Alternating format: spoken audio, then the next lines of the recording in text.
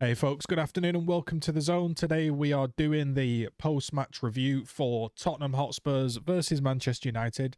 United winning 3-0. So there's been a week has passed since we got thoroughly whopped by Liverpool, and I officially said Ollie out. So we've won 3-0. How do I feel? Well, it was strange watching the match. Very strange watching the match because there was an element of I'm not sure, I'm not sure. Do I want him to lose? I don't know. I don't want him to lose because I'm a Man U fan, but if we lose, well, I guess it speeds up the process. And there was a part of me that was like, well, I want to win because City have dropped points. We can get top four. I'd rather have Ollie in top four. Weird set of emotions. So what he ended up doing was he ended up taking off both wingers. He ended up playing basically a back five with Ronaldo and Cavani up top with a combined age of over 70. And we basically defended. And I don't think we defended that well, to be completely honest. I think there was a lot of chances that a better team could have punished us. A better team as well could have potentially walked through our midfield with passing. There was times where the ball went over the top and Shaw and Maguire were still kind of like not wanting to offend each other and not take control of the situation. It's a weird feeling. Um, so here's how I'll say it. Here's how I'll sum it up. We've gone in and we've spent 3 years with this manager. And when push comes to shove and his job is on the line, he basically is reverted to a back five, incredibly defensive style versus Tottenham.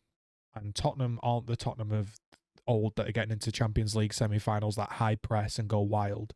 This is a Tottenham that haven't scored from a set piece. This is a Tottenham that want to fire their manager. This is a Tottenham that, frankly, can't score goals. And we're doing this versus them. On the flip side, I liked how sort of structurally sound we were. But on the flip side, I don't think we were that structurally sound. Do you see what I mean? It was like Tottenham were just that bad. I don't think this performance really teaches us anything, to be honest. I think we sat with basically 8 men behind the ball and we allowed Bruno to get the ball.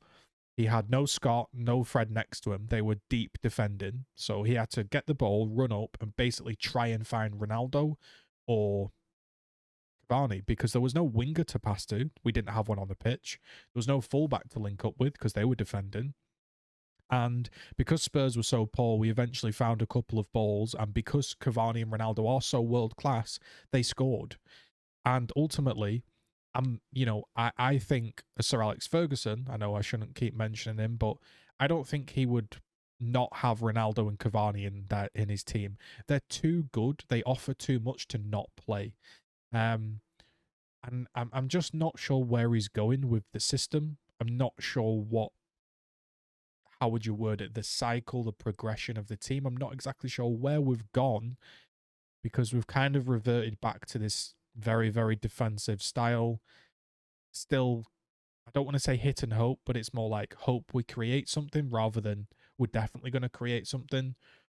Now, I want to give credit to Ollie. He did play the correct lineup in a way. He did make the correct subs, and it was a solid performance. You can't say anything other than that. It was a really solid performance. We didn't really look like losing at any point, which is super important after just coming off such a big defeat. We didn't look rocky.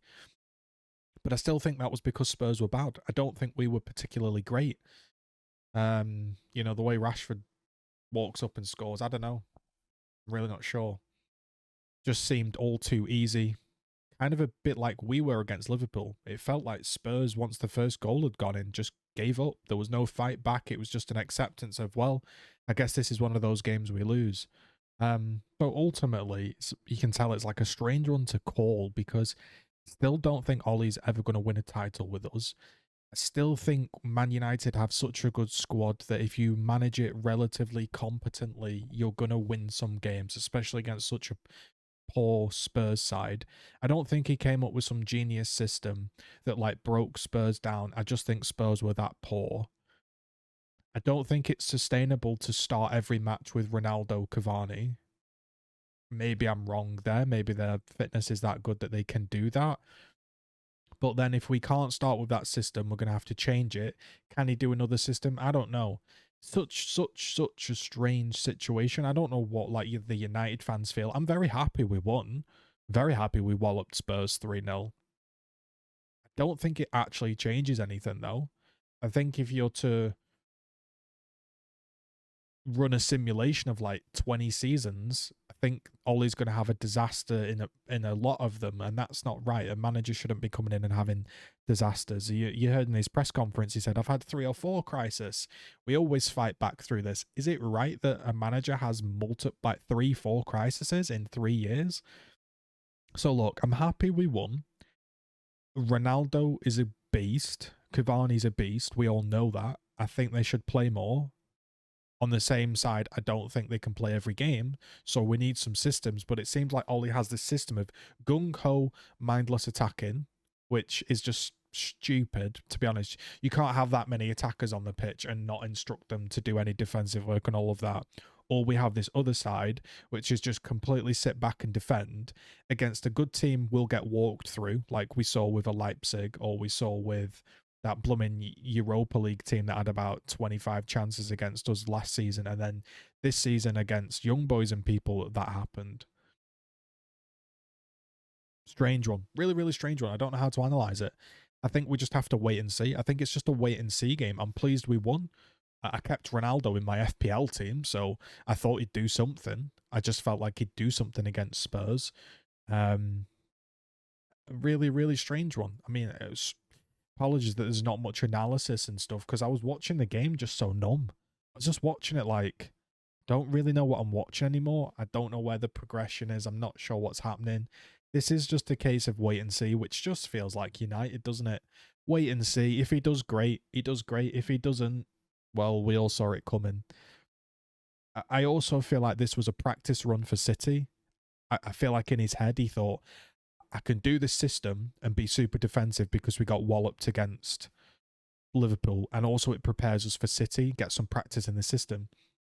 But also, I do think it's kind of, even though he won, I still think it's a bit shit management in the fact that he made basically one change because Cavani was on the pitch at the end of Liverpool, basically just added on a defender and got rid of Greenwood.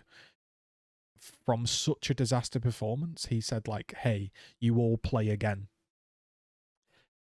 Like, what message does that send to Bailly, Van der Beek, Sancho, Martial, everyone, right? That just sat there on the bench.